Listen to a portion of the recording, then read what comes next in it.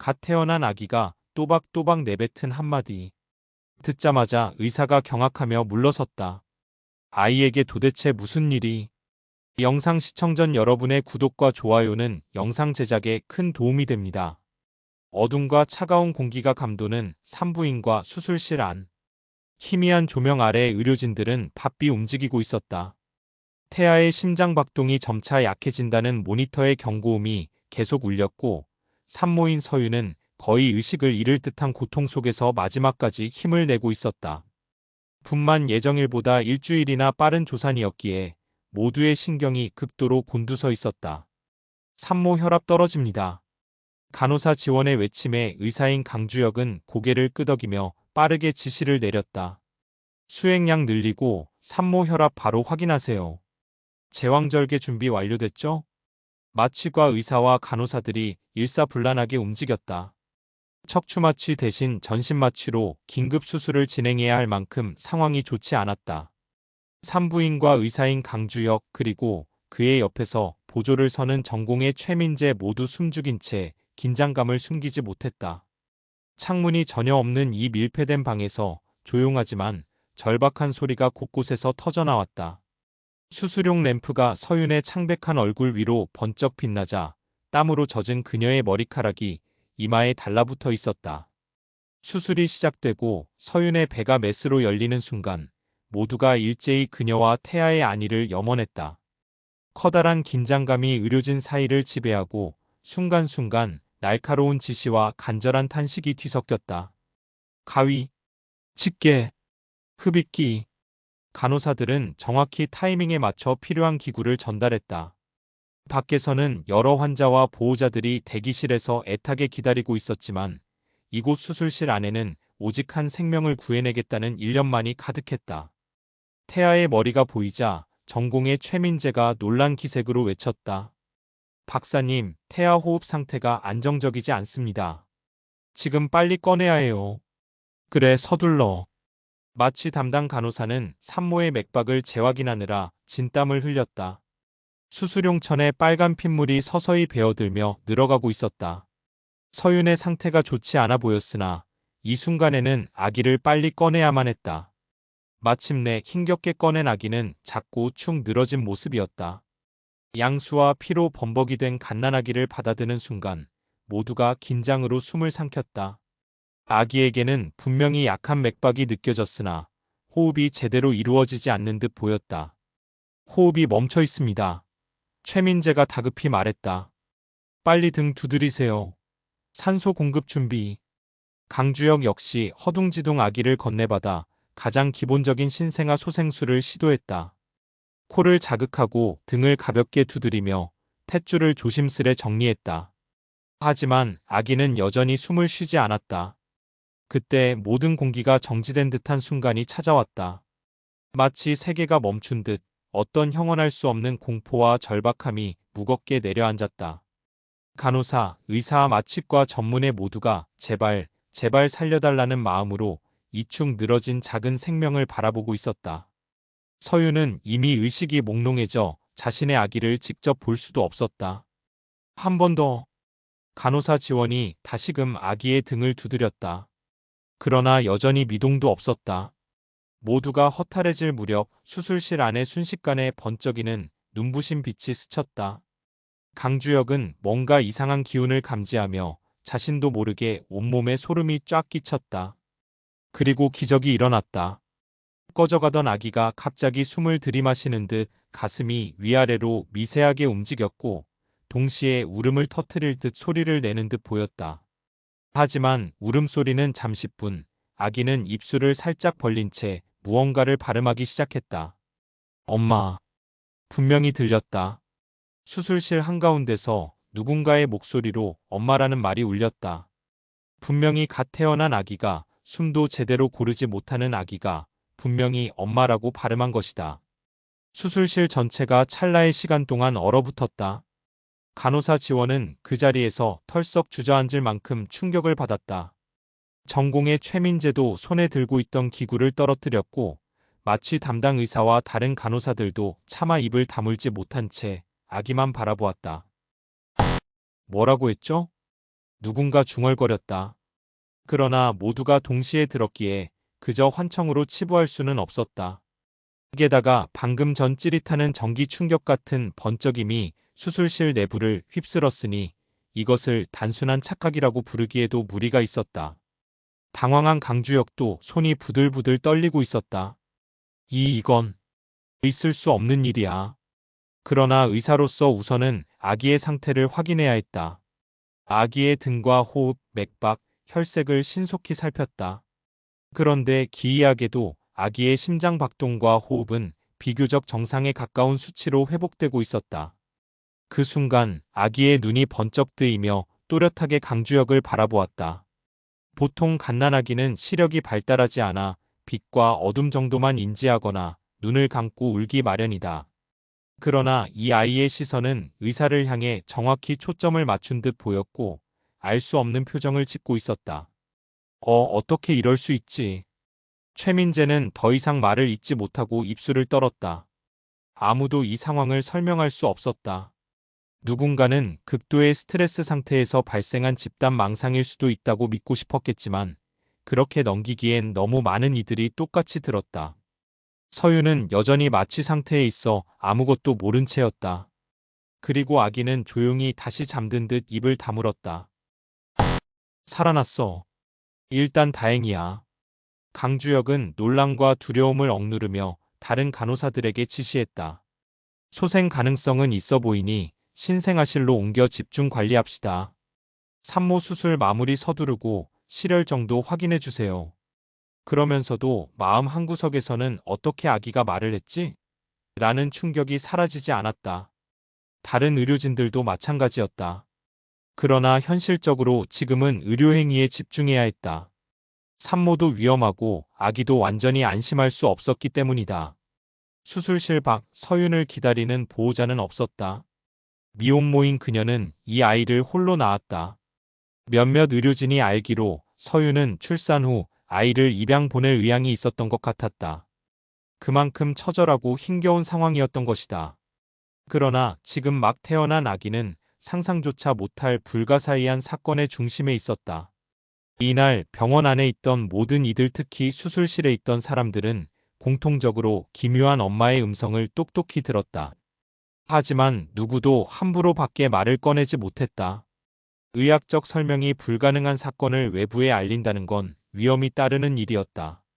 사람들은 두려움과 호기심 그리고 책임감 사이에서 갈등했다. 분명히 아기는 살아났다. 말도 안 되는 기적과 함께 말로 형용할 수 없는 무언가를 몸에 깃든 채로. 이것은 출발에 불과했다. 이 아이를 둘러싼 엄청난 미스터리는 이제 막 서막을 알렸을 뿐이었다. 수술이 끝나고 얼마 지나지 않아 서유는 회복실에서 서서히 의식을 되찾았다. 흐릿한 조명 아래 간호사들은 그녀의 상태를 확인하며 안정을 유도했고 창문 틈새로는 새벽빛이 어렴풋이 비치고 있었다. 그녀는 여전히 정신이 맑지 않아 고통과 어지러움 속을 헤매고 있었다. 제 아이는 괜찮아요? 서유는 간신히 입을 뗐다. 사실 그녀는 이 아이를 낳을 마음의 여유가 없었다. 미혼 상태로 아이를 책임지기엔 경제적 심리적 준비가 전혀 되지 않았던 것이다. 그러나 막상 출산을 하고 나니 본능적으로 아기의 안위를 묻지 않을 수 없었다. 간호사 지원은 잠시 망설였다. 네, 일단은 아이가 무사히 살아났어요. 지금 신생아실에서 인큐베이터 안에서 산소 공급을 받으며 관찰 중이에요. 살아났다고요? 서유는 놀란 표정을 지었다. 그게 말이 되나요? 아기가 숨을 쉬지 않는다고 했잖아요. 사실 지원도 자신이 한 말을 믿기 어려웠다. 출산 현장에 있던 의료진으로서 그 순간을 회상하면 여전히 소름이 끼쳤다.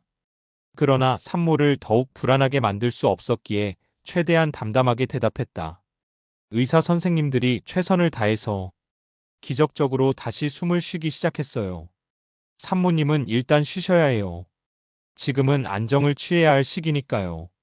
서유는 힘겹게 고개를 끄덕였다. 그리고 눈을 감았다. 혼란스러운 마음과 아픈 몸, 그리고 알 수 없는 걱정과 죄책감이 뒤섞여 그녀는 다시 깊은 잠에 빠져들었다.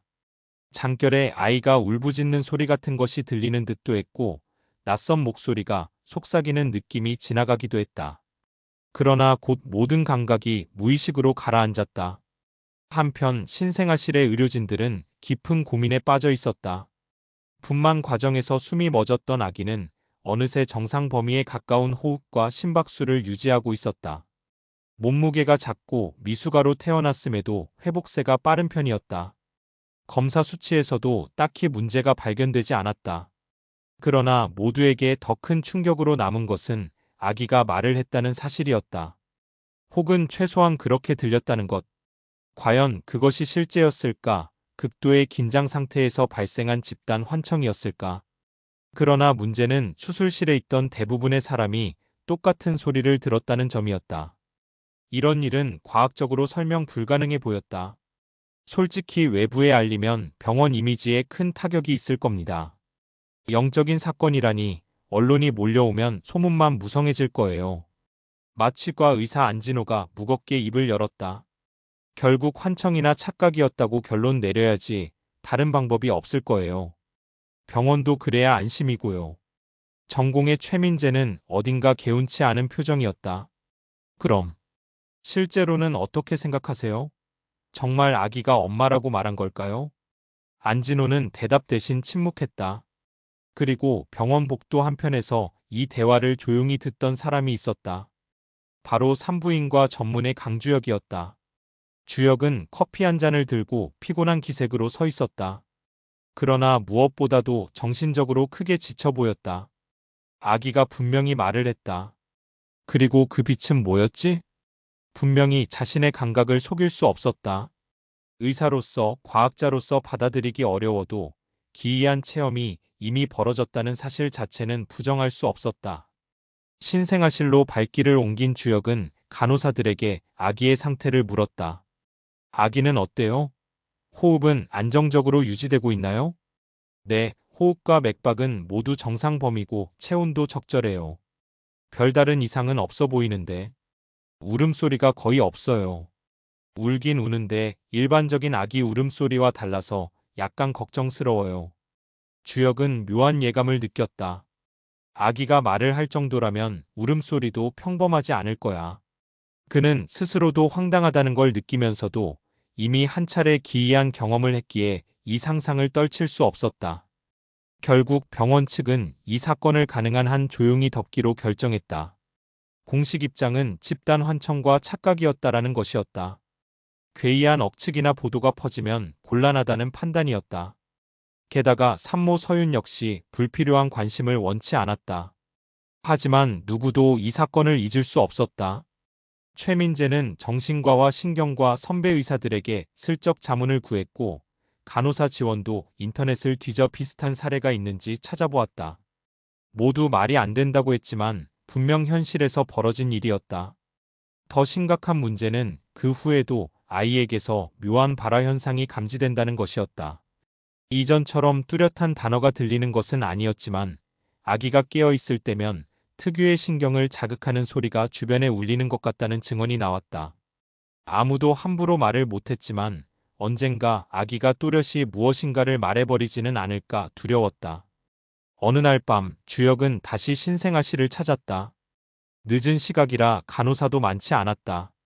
조용한 인큐베이터 앞에 선 주혁은 아기가 잠들어 있는 모습에 이상하게 마음이 끌렸다. 그런데 그 순간 주혁의 머릿속에 누군가의 목소리가 울려왔다. 내가 보이십니까? 낮고도 깊은 남녀를 구분하기 어려운 신비로운 목소리. 그런데 그것이 귀가 아닌 머릿속에서 직접 들리는 느낌이었다. 주혁은 놀라 뒤로 물러섰다. 그러나 신생아실 안에는 아이와 자신만 있었다.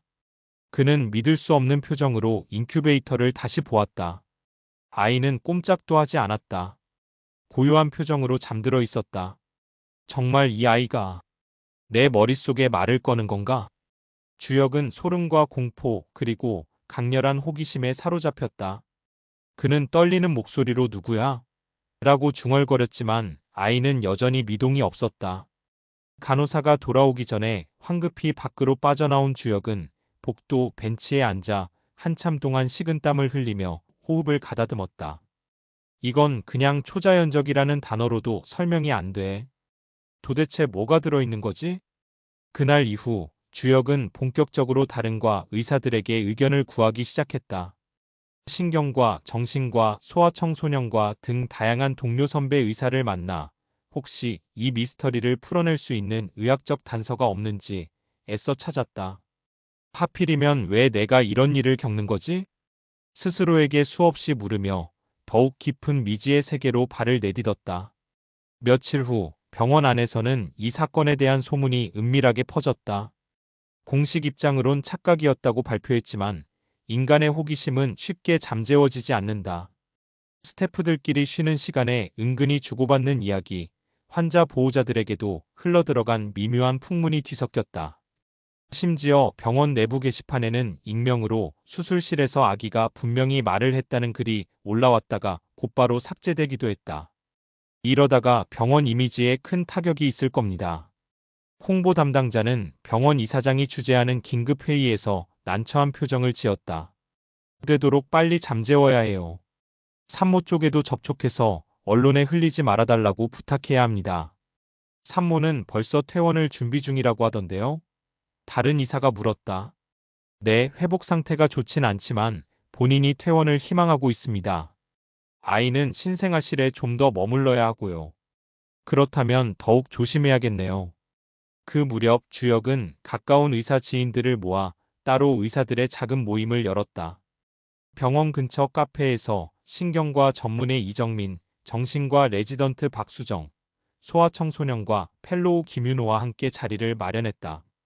모두 대학 시절부터 알고 지낸 친구들이었다. 자, 다들 고마워. 사실 오늘 이야기할 건 믿기 어려운 내용이야. 주역은 이들에게 수술실에서 있었던 일을 세세히 전했다. 태어나자마자 숨이 멎었던 아기가 기적처럼 살아났고 분명히 엄마라고 말했으며 최근에는 자신의 머릿속에 직접 목소리를 들려줬다는 사실까지. 세 사람은 서로 다른 표정으로 그 이야기를 들었다.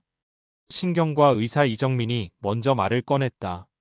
신경학적으로 보자면 갓 태어난 신생아가 그런 발화 능력을 가질 리 없어. 뇌 발달이 충분하지 않거든. 발성기관의 근육 작동과 언어 중추의 연계도 안 맞고. 정신과 레지던트 박수정은 신중한 표정으로 물었다. 선배, 혹시 극도의 피로나 스트레스로 인해 환청을 겪은 건 아닐까요? 그랬다면 내가 혼자 들었겠지. 그런데 수술실에 있던 전원이 같은 소리를 들었어. 게다가 이상한 빛까지 보였고. 소아청소년과 김윤호도 흥미롭다는 듯 몸을 기울였다. 뇌파 검사는 해봤어? 응, 기본적인 검사는 전부 했는데 전혀 이상이 없어. 뇌파도 일반 신생아와 크게 다르지 않았어. 그렇다면 더욱 기이하네. 정말 초자연적인 현상이라면 의학으로 해석하기가 쉽지 않지. 박수정은 고개를 끄덕였다. 임상적으로 설명이 안 되는 영역이 있긴 하지. 사람의 뇌와 정신에 대해 아직 우리가 모르는 부분이 많으니까. 주역은 커피를 한 모금 마신 뒤 깊은 한숨을 내쉬었다. 과학적으로 설명할 만한 증거가 없고 그렇다고 해서 무작정 신비현상으로 치부하는 것도 의사로서 받아들이기 힘들어. 네 사람은 시간이 가는 줄 모르고 토론에 빠졌다. 그런데도 뚜렷한 해답은 나오지 않았다. 결국 좀 더 지켜보며 정보를 공유하자는 쪽으로 의견이 모인 뒤 각자 밤이 깊었음을 느끼고 자리를 떠났다. 하지만 모두의 마음속에는 묘한 두려움과 호기심이 공존했다. 혹시 의학의 경계를 넘어서는 무언가가 진짜로 존재하는 걸까? 다음 날 주역은 병원에서 곧바로 서윤을 찾아갔다. 그녀는 이미 퇴원을 원했고 아이는 신생아실에서 더 머물러야 했다. 의사 선생님, 내일이면 집에 가야 해요. 아이를 두고 가기 싫지만 제 형편으론. 서윤은 깊은 한숨을 내쉬었다. 눈가에는 체념이 가득 배어 있었다. 아이가 분명히 살아났다고 하셨는데 정말 건강해진 게 맞나요? 저를 원망하진 않을까요? 주역은 다소 복잡한 기분에 휩싸였다. 아이 건강 상태는 괜찮아요. 다만 아직 미숙아이고 호흡기 케어가 필요해서 당분간 인큐베이터에서 돌봐야 해요. 그리고 아이가 산모님을 원망하진 않을 겁니다. 그러나 서윤의 얼굴에는 여전한 불안이 엿보였다. 그런데 왠지 이 아이가 무서워요. 출산 직전에 꿈속에서 어떤 검은 그림자가 내가 선택해야 한다고 말했거든요. 그 목소리가 이 아이의 목소리와 비슷하게 들렸어요. 저도 제정신이 아닌 것 같아요. 예상치 못한 고백에 주혁은 깜짝 놀랐다. 꿈에서 그런 말을 들었다고요? 네. 저를 심판하는 것 같은 느낌이었어요. 이 아이가 무섭기도 한데 이상하게 끌리는 기분이 들어요. 왜 그런지 모르겠어요. 주혁은 서윤이 더 불안해하지 않도록 최대한 차분하게 말을 이었다. 너무 걱정하지 마세요. 지금은 몸을 회복하는 게 먼저입니다. 아이는 제가 잘 돌볼 테니 만약 이상 징후가 있으면 바로 알려드릴게요. 서윤은 고개를 끄덕였으나 여전히 흔들리는 눈빛이었다. 그녀 역시 이 아이와 자신 사이에 벗어날 수 없는 끈이 있다는 기분에 사로잡힌 듯했다. 그날 밤 서윤이 퇴원 서류를 작성하고 병원을 떠날 준비를 하는 동안 주혁은 신생아 씨를 어슬렁거리며 아이를 바라봤다. 이 아이는 도대체 어떤 존재일까? 갓 태어난 생명체가 지닌 순수함 이면에 묵직한 무언가가 서려 있는 느낌이었다. 마치 우주적인 무언가가 깃든 아이라니. 이게 말이나 돼? 그 순간 다시 한번 주혁의 머릿속에 낮고 깊은 음성이 지나갔다. 내가 보이십니까? 주혁은 또다시 등골이 서늘해졌다. 머리를 흔들어 이 소리를 떨쳐내려 했으나 이미 아기의 존재가 그의 일상을 잠식하기 시작했다. 다음 날 서윤은 예상보다 일찍 사라졌다. 무단 퇴원처럼 보였지만 서류상으로는 정상 퇴원 수속을 밟은 상태였다. 그녀는 가까운 지인의 도움을 받아 지낼 거라는 말과 함께 아이에게 짧은 편지를 남겼다. 미안해. 하지만 널 떠나는 게 아니야. 언젠가 다시 너를 찾으러 올 테니까 그때까지 건강해주렴. 사랑해. 퇴원 복도가 회색빛으로 물든 가운데 주혁은 그 편지를 읽으며 만감이 교차했다. 다시 찾아올게라는 말이 왠지 불길하게 들렸다. 마치 언젠가 아이에게 혹은 병원에 더 큰 사건이 닥쳐올 것만 같은 예감이었다. 그 후로 아이를 둘러싼 미스터리는 더 깊어졌다. 아기가 깨어있을 때 간호사들은 알 수 없는 불안감을 느꼈다. 아기가 날 쳐다볼 때 머릿속이 새하얘진다. 뭔가 시간이 멈춘 듯한 기분이 든다. 같은 이야기들이 돌았다. 일부 간호사는 야간 근무를 무서워하기도 했다. 그 무렵 병원 밖에서는 지역 신문 기자가 신생아가 말을 했다는 내부 제보를 입수했다는 소문이 돌았다. 터무니없는 이야기처럼 들리지만 자극적인 소재를 좇는 기자에게는 더없이 좋은 먹잇감이었다. 병원 측은 필사적으로 부인했지만 기자는 포기할 기색을 보이지 않았다. 결국 병원 이사장실에서 긴급 대책회의가 열렸다. 이런 괴담이 퍼지면 병원에 치명적입니다. 어떻게든 막아야 해요. 기자에게는 공식적으로 의료진이 극도로 예민해 집단 환청을 들었다고 주장합시다. 그러나 이 사건은 이미 병원 내부에서 공공연한 비밀이 되어 있었다. 의료진이 대놓고 말은 하지 않지만 모두 수술실에서 벌어진 일을 알고 있었다. 주혁은 회의에서 한마디도 하지 않았다. 오직 어떻게든 이 아이를 지켜야 한다는 생각만 가득했다. 세상에 이 사실이 알려지면 아이는 언론의 주목을 넘어 각종 단체의 표적이 될 수도 있었다. 정말 초자연적 존재라면 종교단체나 음모론자들까지 달려들 거야. 며칠 뒤 주혁은 스스로 야간 당직을 자청했다. 신생아실에서 아이와 단둘이 있을 기회를 만들기 위해서였다. 늦은 밤 병원은 적막했다. 응급실로 오가는 소리가 멀리서 희미하게 들릴 뿐 복도는 고요했다. 주혁은 인큐베이터 앞에 섰다. 아기는 눈을 감고 있었지만 꼼지락거리며 깨어날 듯했다. 들을 수 있니? 주혁은 저도 모르게 아이에게 말을 걸었다.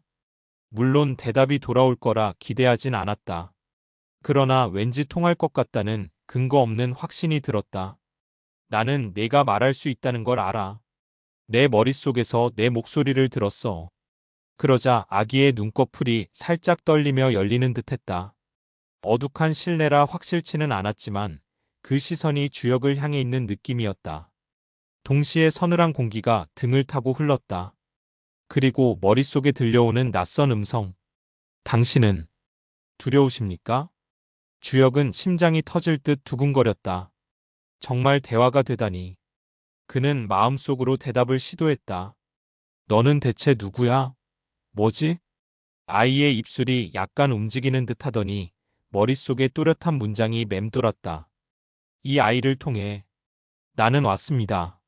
오래전부터 당신들이 부른 혹은 갈망한 존재인지도 모르지요. 주혁은 알 수 없는 공포와 경외심에 휩싸였다. 내가 영웅 같은 거라는 말이야?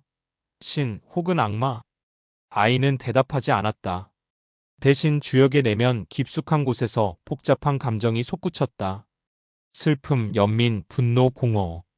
모든 감정이 섞여 한꺼번에 밀려오는 듯했다. 그때 아기의 작은 손이 인큐베이터 안에서 들썩이더니 주혁의 손가락을 살짝 잡았다. 온기는 따뜻했지만 동시에 거부할 수 없는 전율이 느껴졌다. 이건 주혁이 고개를 드는 순간 신생아실 램프가 잠시 깜빡였다 꺼졌다가 다시 켜졌다. 그 짧은 어둠 속에서 아기는 다시 평온한 표정으로 돌아가 있었다. 곧 간호사가 들어와 선생님 여기 계셨네요? 하며 다가왔다. 주혁은 당황한 기색을 감추려 애쓰며 손을 뺐다. 아, 네.